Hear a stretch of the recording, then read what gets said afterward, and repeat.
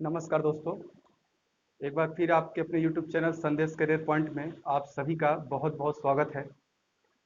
और जैसा कि आपको पता है कि जो हमारा क्लास चल रहा है उस क्लास में हम लोगों ने पॉलिटी का सेशन थोड़ा स्टार्ट किया है।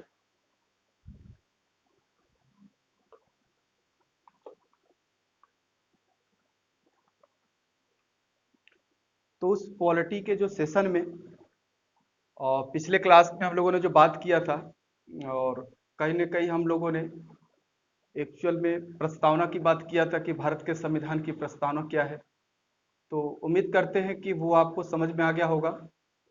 और अगर जो लोग नए हैं तो पहले आप अगर एक्चुअल में सीरियस होकर पढ़ाई कर रहे हैं तो पहले आप पीछे जाकर जितने भी वीडियो मैंने डाले हैं पॉलिटी के उसे आप जरूर देखें, ठीक है? तभी आप आगे के वीडियो को समझ पाएंगे। तो उम्मीद करते हैं कि आप हमारी बातों को समझ गए होंगे।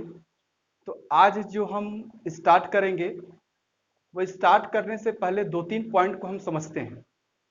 देखिए, मैंने आपको एक चीज बताया था कि भारतीय संविधान की जो प्रस्तावना है उस प्रस्तावना में एक शब्द वर्णित है जो लास्ट मैंने बताया था कि भारतीय संविधान को 26 नवंबर 1949 को अंगीकृत, अधिनियमित एवं आत्मार्पित किया गया।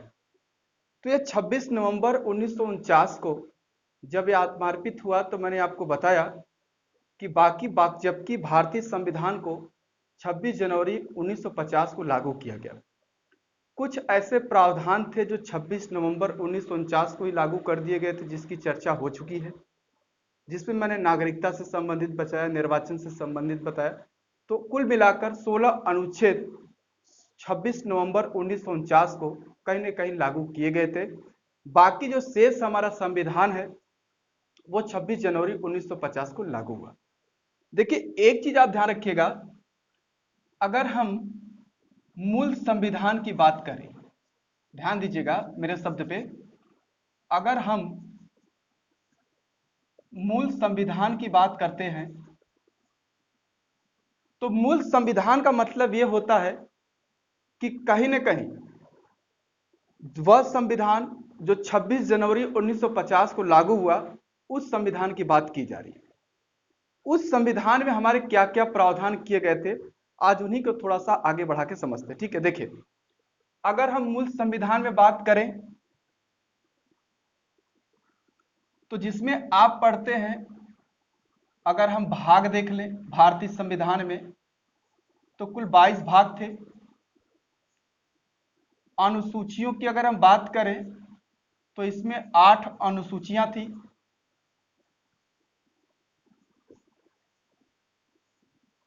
और अगर अनुच्छेद की बात करें तो 395 अनुच्छेद।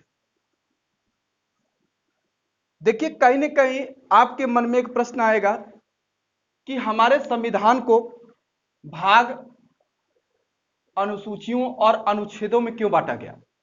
देखिए, पढ़ने की दृष्टि से सरल हो, सभी लोग हमारे संविधान को आसानी से समझ पाए, इसलिए इसे ऐसी तरीके से बांटा गया। अब हम बात करते हैं कि मूल संविधान में जो 8 अनुसूचियां हैं, तो आज हम देखेंगे schedule of Indian constitution, Bharat के संविधान की अनुसूचियां। क्योंकि एकाक प्रश्न यहां से भी पेपर में आ जाता है और हम इसे सोचते हैं कि हम यहां से क्वेश्चन कर लेंगे। देखिए, अगर आप पिछले सालों के पेपरों को ध्यान दें, हर एक एग्जाम, कई बार तो यूपी टेट के एग्जामों में और साथ साथ अगर देखा जाए तो बहुत सारे एग्जामों में ऐसे क्वेश्चन दे देता है, एक तरफ अनुसूचियों का नाम दे देता है और एक तरफ प्रावधान दे देता है और उसको आपको पूछ देता है कि इनमें से कौन सा सुमेलित नहीं है, या इस तरीके से पूछ देता है कि कूट का प्रयोग करके सही उत्तर बताएं। तो ऐसे बातों को अगर हम ध्यान दें तो यहां से क्वेश्चन आप तभी कर पाते हैं जब आपको सभी की सभी अनुसूचियां पता हो। अब आगे की बात करें तो जो 8 अनुसूचियां हैं हमारे संविधान में, वर्तमान में इन अनुसूचियों की संख्या बढ़ के 12 हो गई। तो जो 12 अनुसूचियां हैं आज उसी का हम अध्ययन करेंगे इस क्लास में। तो आपको समझ में आ गया होगा कि आज हम क्या पढ़ने वाले हैं। देखिए, आपको रटना नहीं है, मेरे साथ समझते हुए अनुसूचियों को तैयार कर लेना है और उंगली पर आपको 12 की 12 अनुसूचियां याद हो जाएंगी, ठीक है?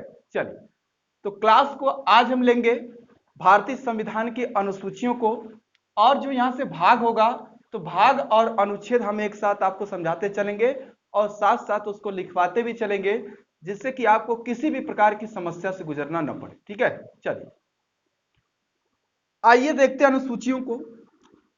अगर हम भारतीय संविधान की अनुसूचियों को समझें तो देखिए, जो पहली अनुसूची है उसमें लिखा है संघ एवं राज्य क्षेत्र।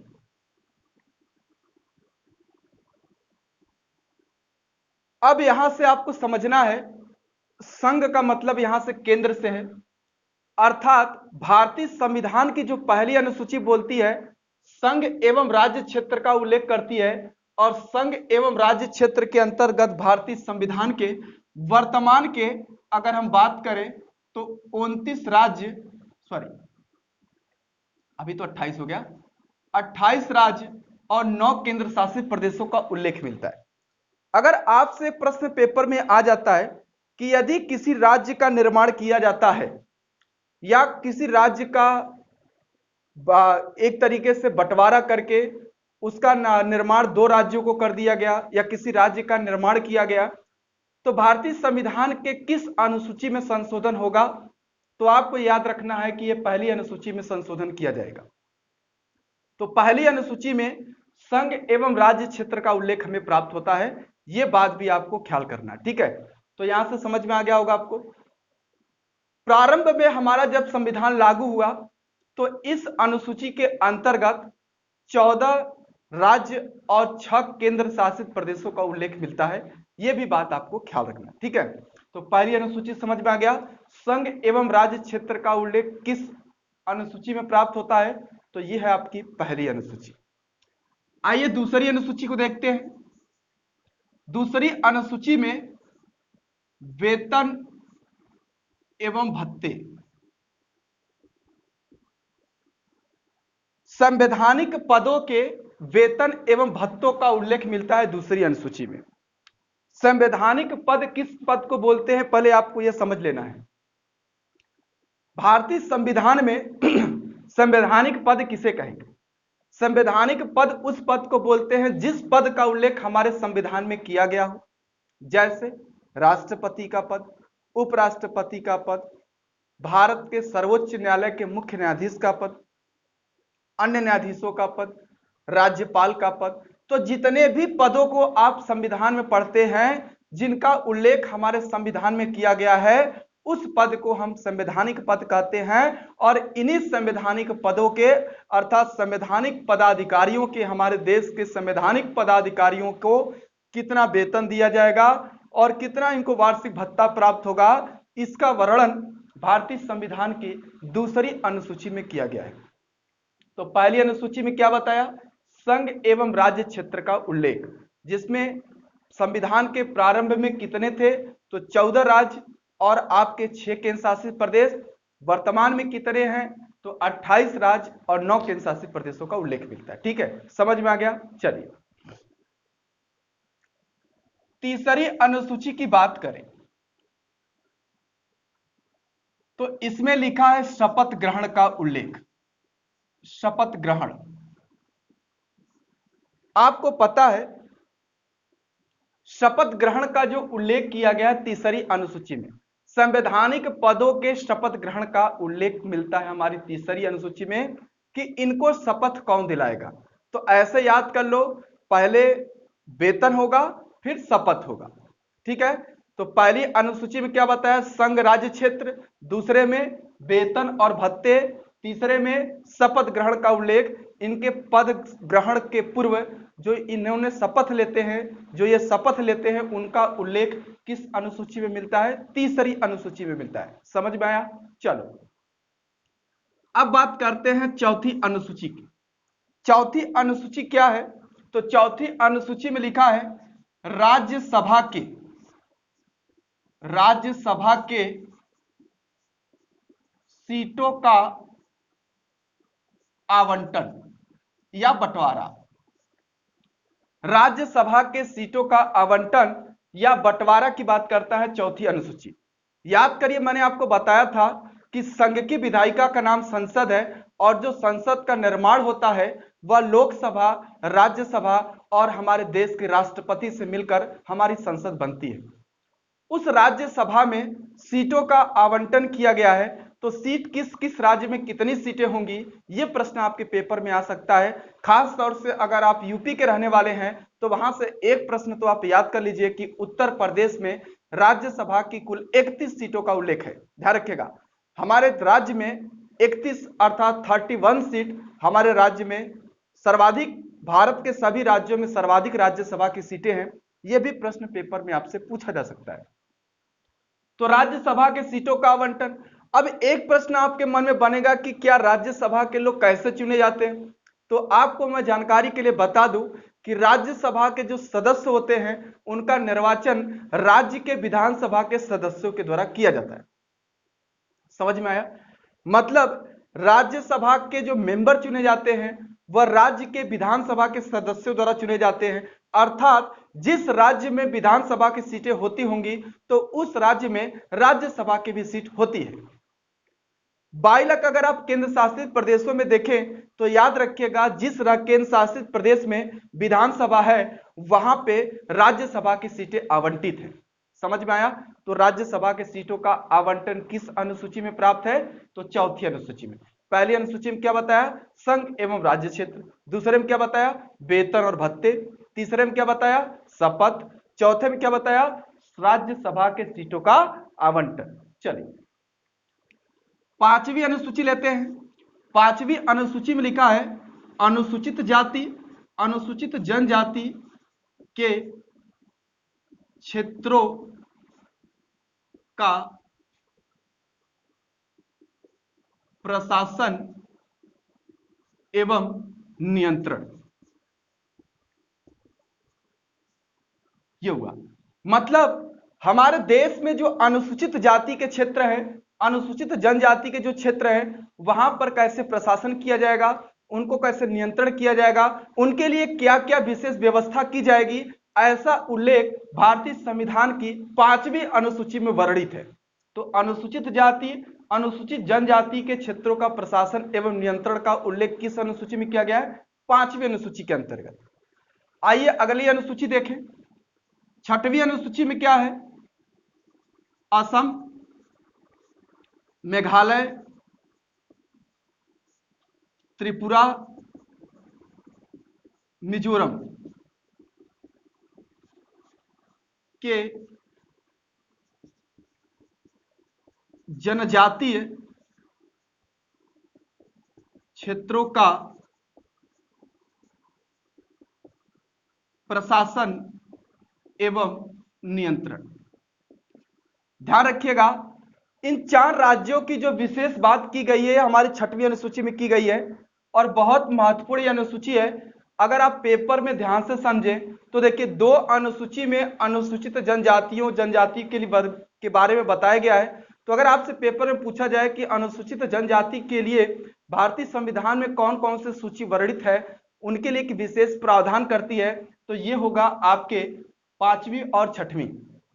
लेकिन 5वीं जो अनुसूचित आपकी अनुसूची है वो पूरे भारत को ध्यान में रखकर बनाई गई है, जबकि ये 6वीं जो अनुसूची है, 6वीं अनुसूची में 4 राज्य आते हैं। यही 4 राज्य आपके पेपर में महत्वपूर्ण होते हैं। ठीक है, महत्वपूर्ण क्यों है? आपके पेपर में प्रश्न अभी इस साल के यूपी पीसीएस प्रीलिम में पूछा गया था। ध्यान रखिएगा, जो पिछला पेपर हुआ था उसमें आप देख सकते हैं ऐसा क्वेश्चन भी पूछा जा चुका है कि निम्नलिखित में से कौन सा राज्य 6वीं अनुसूची के अंतर्गत नहीं आता है, ऐसा प्रश्न आ जाता है पेपर में। तो 6वीं अनुसूची में 4 राज्यों के जनजातीय क्षेत्रों की बात की गई है, जिसमें असम, मेघालय, त्रिपुरा और मिजोरम। मैं फिर से बता रहा हूं, बहुत इंपॉर्टेंट है, कई बार पेपर में जैसे क्वेश्चन बता रहा हूं वैसे ही पूछा जाता है। असम, मेघालय, त्रिपुरा, मिजोरम, 4 राज्यों का नाम आप याद कर लीजिएगा। इन 4 राज्यों के जनजातीय क्षेत्रों के प्रशासन एवं नियंत्रण का उल्लेख 6वीं अनुसूची में क्या है? प्राप्त है। ठीक है, हो जाएगा। चलो अब यहां से हम पढ़ेंगे 7वीं अनुसूची, और 7वीं अनुसूची को थोड़ा ध्यान देंगे। ठीक है, अब देखो 7वीं अनुसूची में आप पढ़ोगे, 7वीं अनुसूची के अंतर्गत संघ एवं राज्यों के बीच शक्तियों एवं विषयों का बंटवारा है।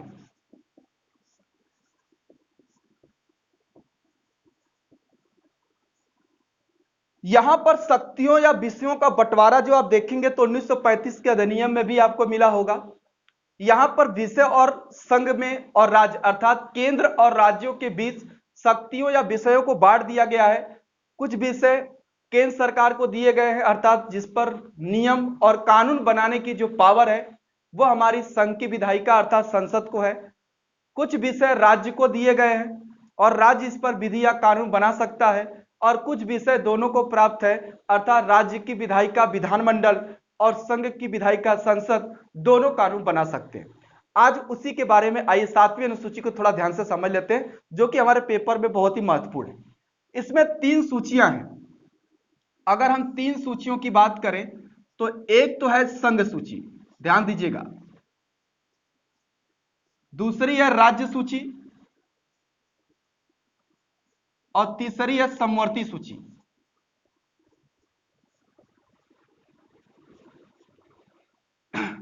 अगर संघ सूची की बात करें तो यह राष्ट्रीय महत्व का विषय होता है,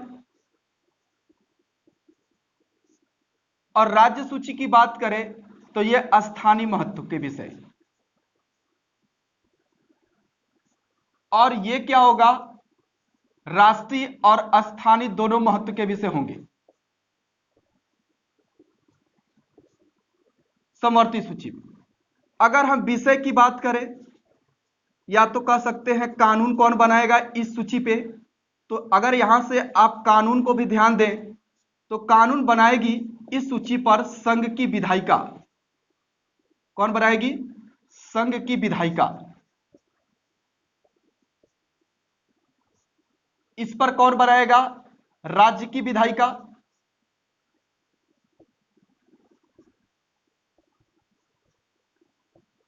और इस पर कौन बनाएगा, दोनों, अर्थात संसद भी बनाएगी और विधानमंडल भी बनाएगा। यह बात थोड़ा ध्यान रखिएगा। आप जानते हैं कि संघ की विधायिका का नाम क्या है, संसद। उसी प्रकार से राज्य की विधायिका का नाम क्या है, विधानमंडल। और इस पर दोनों, संसद और विधानमंडल दोनों। लेकिन अगर दोनों के कानून समान हुए, अगर किसी भी प्रकार का गतिरोध उत्पन्न हुआ तो इस स्थिति में यहां पर संसद का कानून क्या होगा, मान्य होगा। यह बात भी आपको ख्याल रखना है, ठीक है। पेपर में क्वेश्चन पूछा गया है, यदि समवर्ती सूची के विषय पर राज्य और विधानमंडल दोनों के विचारों में अगर किसी प्रकार के गतिरोध होने की स्थिति में किसका कानून मान्य माना जाता है, तो वहां पे संसद का कानून मान्य होता है, ठीक है। अगर संविधान के प्रारंभ में इन सूचियों में विषयों की संख्या को अगर हम ध्यान दें तो प्रारंभ में इसमें ध्यान रखिएगा 97 विषय थे। इस सूची अर्थात राज्य सूची में 66 विषय थे और समवर्ती सूची के अंतर्गत 47 विषय थे। यह आपको ध्यान रखना है। वर्तमान की स्थिति को अगर हम ध्यान दें तो इसमें 100 विषय उल्लेखित हैं संघ सूची में। इसमें घटकर संख्या इसकी हो गई है 61 और समवर्ती सूची में इसकी संख्या हो गई है 52। समझ में आया।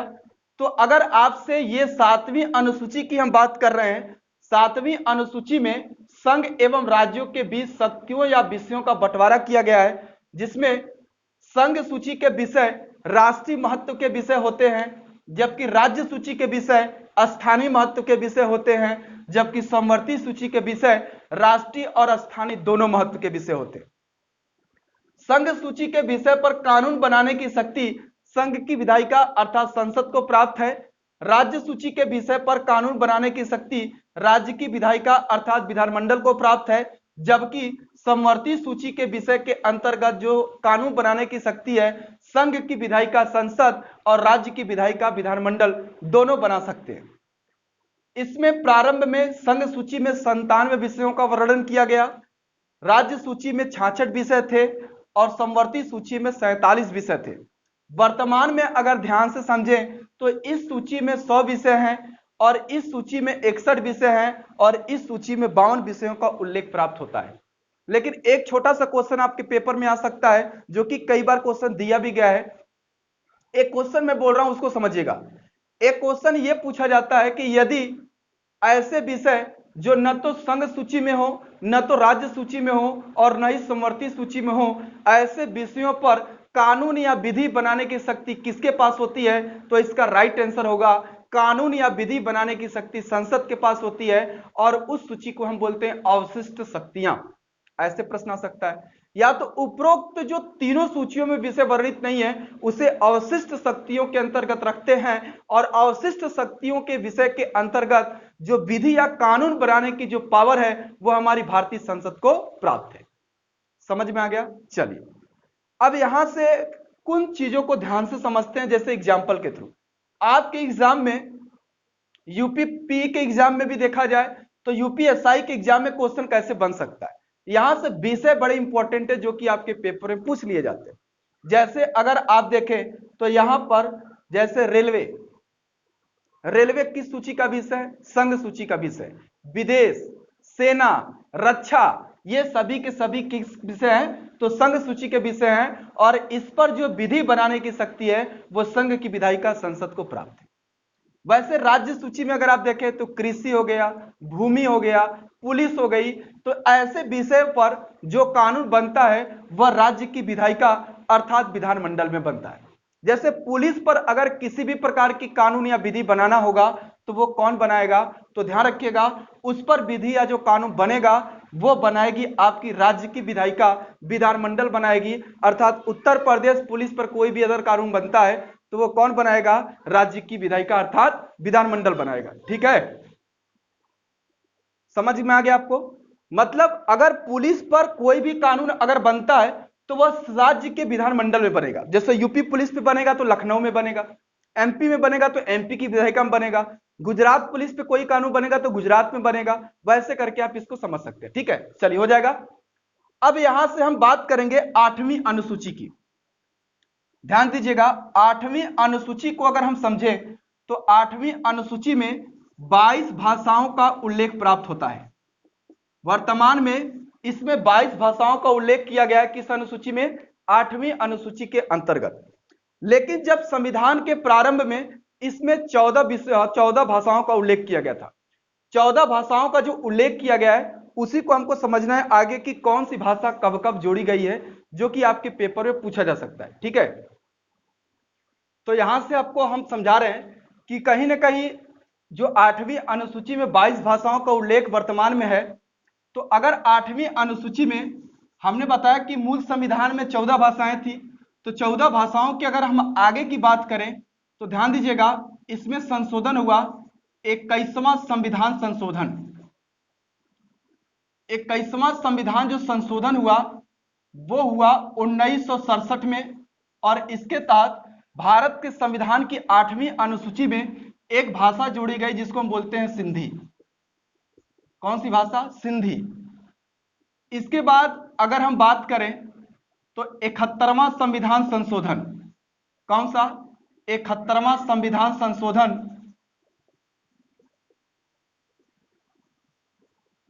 1991। इसके तहत 3 भाषाएं जोड़ी गई। वो भाषाएं कौन कौन सी थी वो भी आपको याद करना है। एक तो है नेपाली, मणिपुरी और कोंकणी। इसके बाद 92वां संविधान संशोधन हुआ। 92वां संविधान संशोधन 2003। इसके तहत 4 भाषाएं जोड़ी गई। एक तो है संथाली, बोडो, डोगरी और मैथिली। कई बार एग्जामिनर ये क्वेश्चन उठा देता है कि 2003 में इनमें से कौन सी भाषा भारतीय संविधान में नहीं जोड़ी गई थी। तो ये भी आपको याद रखना है कि एक तो है संथाली, बोडो, डोगरी और मैथिली। 14 भाषाएं प्रारंभ में थी, मैंने ऐसा आपको बताया। इसके बाद देखिए 21वें संविधान संशोधन 1967 में सिंधी जोड़ा गया तो 15 हो गया। 71वें संविधान संशोधन के तहत 3 भाषाएं जोड़ी गई तो 18 हुआ, नेपाली, मणिपुरी, कोंकणी। उसके बाद 92वां संविधान संशोधन हुआ और 2003 में 4 जोड़ी गई, संथाली, बोडो, डोगरी और मैथिली। स्टूडेंट अगर इतना याद कर ले तो क्वेश्चन एग्जाम में जो आ सकता है वो तो कवर हो सकता है, लेकिन एक टाइप के सवाल यहां से छूट जाते हैं जो कि इस टाइप में इस समय ट्रेंड क्वेश्चन का है। क्वेश्चन ये पूछ देता है कि भारतीय संविधान में ये भाषा जोड़ी गई है जो वर्तमान में कहां बोली जाती है, ऐसा भी करके क्वेश्चन आ जाता है। तो ध्यान रखिएगा, सिंधी आपको पता है कि राजस्थान में बोली जाती है, इसके बाद नेपाली आपको उत्तराखंड में बोली जाती है, मणिपुरी मणिपुर में बोली जाती है, कोंकणी गोवा में बोली जाती है, संथाली आपको पता होगा कि संथाली झारखंड की एक जनजाति है, संथाल बोडो असम में बोली जाती है, डोगरी जम्मू कश्मीर, बहुत इंपॉर्टेंट है, कई बार पूछा गया है कि डोगरी भाषा कहां बोली जाती है, जम्मू कश्मीर में, और मैथिली आपको बिहार में बोली जाती है। तो मैंने आपको मूल संविधान की आठों अनुसूची की बात यहां पे कर दिया, ठीक है। अब हम आगे बढ़ते हैं और जो 8 अनुसूची पूरी हो चुकी है, उसके बाद संविधान में संशोधन के तहत यहां पर 9वीं अनुसूची का प्रावधान किया गया। प्रथम संविधान संशोधन, ध्यान रखिएगा, प्रथम संविधान संशोधन 1951 के तहत भारत के संविधान में 9वीं अनुसूची जोड़ी गई, जिसमें भूमि सुधार का उल्लेख किया गया है। आपको पता है जमींदारी प्रथा के उन्मूलन की बात करता है हमारी 9वीं अनुसूची। इसी के साथ साथ आपको यह भी याद रखना है कि जो 9वीं अनुसूची है ये वाद योग्य नहीं है, इसमें प्रारंभ में 13 विषय दिए गए थे, अर्थात इसके अंतर्गत आने वाले जो विषय हैं उसके लिए आप न्यायालय में चुनौती नहीं दे सकते। लेकिन सरकार बहुत सारे प्रावधान अर्थात धीरे धीरे अपने लालच में आकर इसमें वर्तमान में 284 अधिनियम को जोड़ दिया गया, जिसके साथ साथ 2007 में सुप्रीम कोर्ट ने एक फैसला दिया था कि यदि 9वीं अनुसूची में वर्णित कोई भी अधिनियम या कोई भी विषय व्यक्ति के मौलिक अधिकारों का यदि वह हनन करता है तो उसे न्यायालय में चुनौती दी जा सकती है। यह बात भी आपको ध्यान रखना है। इसके अंतर्गत तमिलनाडु एक राज्य आता है, और जो तमिलनाडु एक राज्य है वहां पर अनुसूचित जाति और अनुसूचित जनजाति के लोगों को सरकारी नौकरियों में 69% आरक्षण की बात करता है हमारी 9वीं अनुसूची।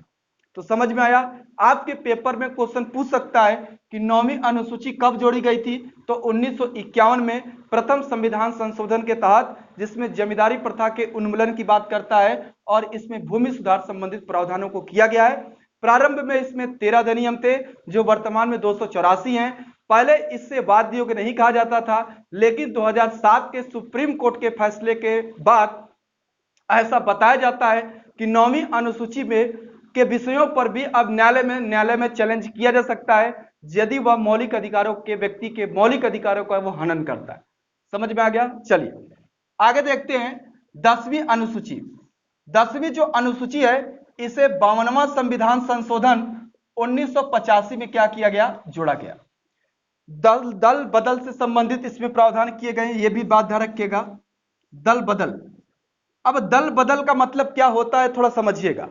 दल बदल का मतलब यह है कि पहले हमारे देश में 1985 के समय में ऐसी स्थिति आ गई थी कि छोटे छोटे क्षेत्रीय पार्टियों का उद्भव होना स्टार्ट हो गया।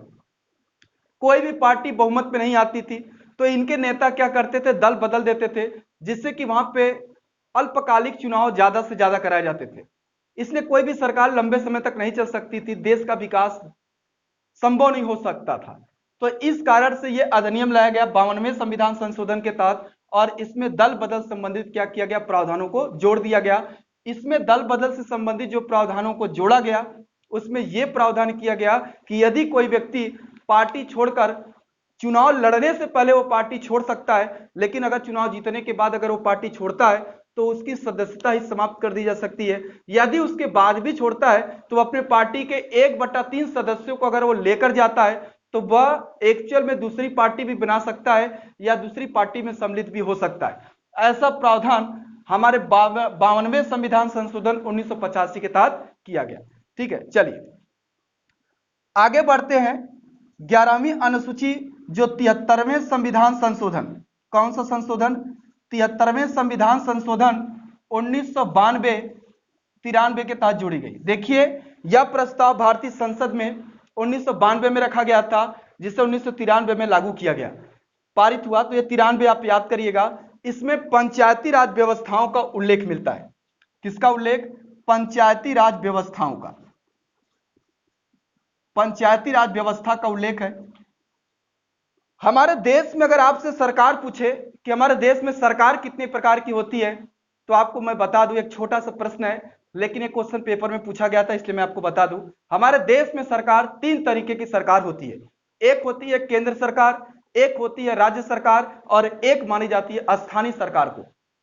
इसे लाने का मुख्य उद्देश्य यह था कि स्थानीय स्तर पर सभी जाति सभी वर्ग के लोगों को अपने देश के विकास में अपनी भागीदारी को सुनिश्चित करना, ऐसा इसको माना जाता था। ठीक है, तो इसमें पंचायती राज व्यवस्थाओं को काम करने के लिए 29 विषयों का उल्लेख किया गया।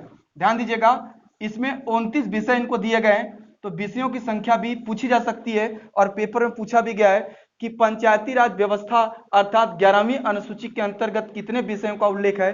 तो याद रखिएगा, इसमें 29 विषयों का उल्लेख किया गया है। इसमें कहीं ना कहीं अगर हम बात करें तो यह जो समिति थी बलवंत राय मेहता समिति, ध्यान दीजिएगा, बलवंत राय मेहता समिति की सिफारिश पर हमारे देश में पंचायती राज व्यवस्था का त्रिस्तरीय स्वरूप को क्या किया गया? स्वीकार किया गया।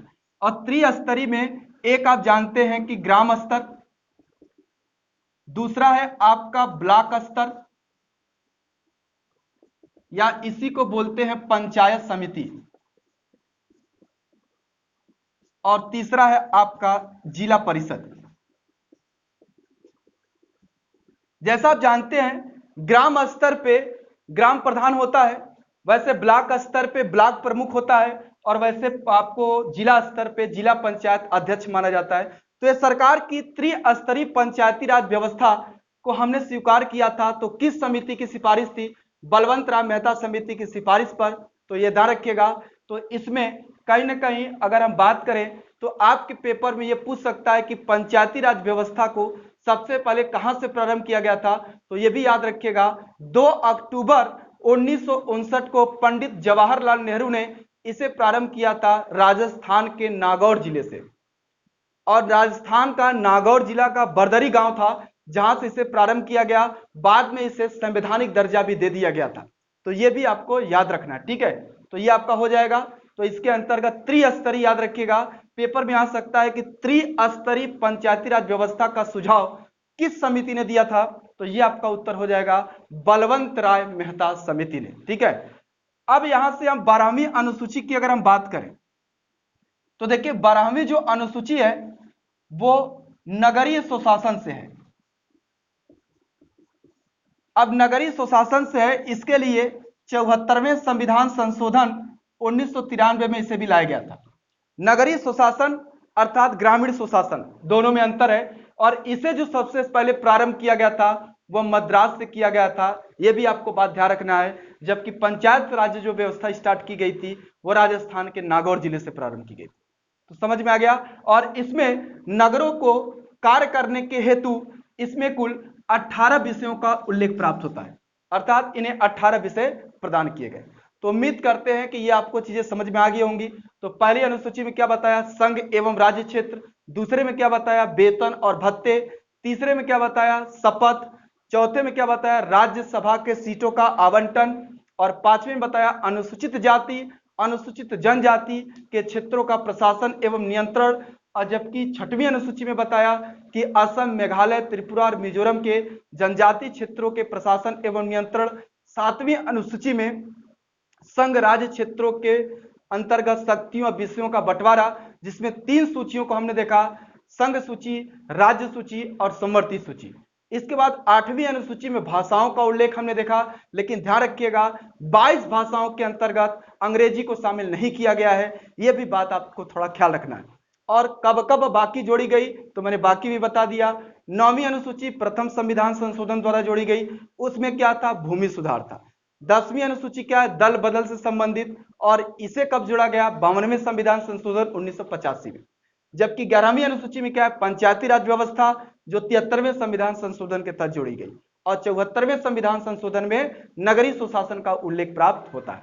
तो आज हम लोगों ने 12 अनुसूचियों की बात किया। ठीक है, और 12 अनुसूचियों की हमने चर्चा किया, जो कि आपको उम्मीद करते हैं कि समझ में आ गया होगा। देखिए ऐसे प्रश्न पेपर में आ जाते हैं, और मैं आपको पहले ही बताया कि एक तरफ अनुसूची का नाम दूसरे तरफ प्रावधान दे देगा और आपको सम्मिलित करना पड़ेगा।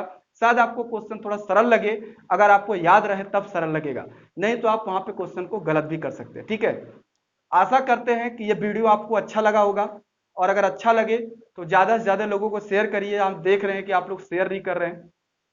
कभी कभी बहुत दुख होता है कि इतना मेहनत करने के बावजूद भी आप लोग इतना सपोर्ट नहीं करते। देखिए वही चीज है, अगर हम यही क्लास पेड वीडियो के माध्यम से देते तो आप अच्छी तरीके से पढ़ते, लेकिन अगर अब फ्री ऑफ कॉस्ट मैं आप लोगों के लिए कर रहा हूं, अगर आप लोगों को थोड़ी बहुत दिक्कत है यार, तो आप वीडियो को पूरा देखने की पहले कोशिश करो। मैं देखता हूं आप लोग पूरा वीडियो देखते ही नहीं। देखो 1 मिनट 2 मिनट देखने से आप कभी पास नहीं हो सकते, चाहे आप 1-2 मिनट क्लास भी जाकर किसी का कर लो तो भी वो कभी आपको पास नहीं करा सकता, ऐसी बात नहीं है। लेकिन अगर आप चैनल पे आए और पढ़ने के उद्देश्य से आए हो तो उसको पढ़ो आप। ठीक है, ऐसी बात नहीं कि 2 मिनट 1 मिनट देखने के बाद आप पढ़ते ही नहीं हो। और आप एक अच्छा नोट्स बनाओ। ठीक है, आपको लगेगा ही नहीं कि मैं ऑनलाइन में क्लास कर रहा हूँ। ठीक है, मैं आपको वो हर चीज देना चाहूंगा और वो हर चीज दे भी रहा हूँ जो कि आपको एग्जाम के थ्रू अगर देखा जाए तो ध्यान से जो एग्जाम में पूछे जा रहे क्वेश्चन उसको मैं बीच बीच में आपको बताता चल रहा हूँ कि आपके माइंड में एक ग्राफ बने कि कहीं ना कहीं कैसे क्वेश्चन पेपर में आ सकता है। ठीक है, तो हम आशा यही करते हैं कि आप वीडियो को ज्यादा से ज्यादा शेयर भी करिए, और उन लोगों को शेयर करिए जो पढ़ते हैं यार। उन लोगों को मत शेयर करिए जो एक दिन बस आते दूसरे दिन गायब हो जाते, ऐसे लोगों को आप मत शेयर करिए। ठीक है, और एक बात बोल देते, एक बच्चे ने कमेंट किया था, एक स्टूडेंट ने यूपीएसआई को लेकर, उनका कहना था कि सर एज तो 18 से 22 है। देखिए आपको गलत इंफॉर्मेशन है बंधु, ऐसी कोई बात नहीं है। यूपीएसआई की जो कहीं ना कहीं अगर हम बात कर ले तो मैं आपको एक वीडियो बना दूंगा, लेकिन आपके रिप्लाई आपके जो कमेंट थे उसका मैं जवाब दे देता हूं। इसमें 21 से 28 साल एज निर्धारित है, ध्यान रखिएगा, सुन लो ध्यान से, 21 से 28 साल तक एज निर्धारित है। साथ साथ अगर हम बात करें तो आपको ग्रेजुएशन होना चाहिए किसी भी यूनिवर्सिटी से, और उसमें आप चाहे बीए किए हो या बीकॉम किए हो या तो बीएससी किए हो, तो उसमें कोई दिक्कत नहीं। ठीक है, आप निश्चिंत रहना, 21 से 28 साल निर्धारित है यूपीएसआई के लिए। ठीक है, चलिए, आपको ये वीडियो देखने के लिए बहुत बहुत धन्यवाद।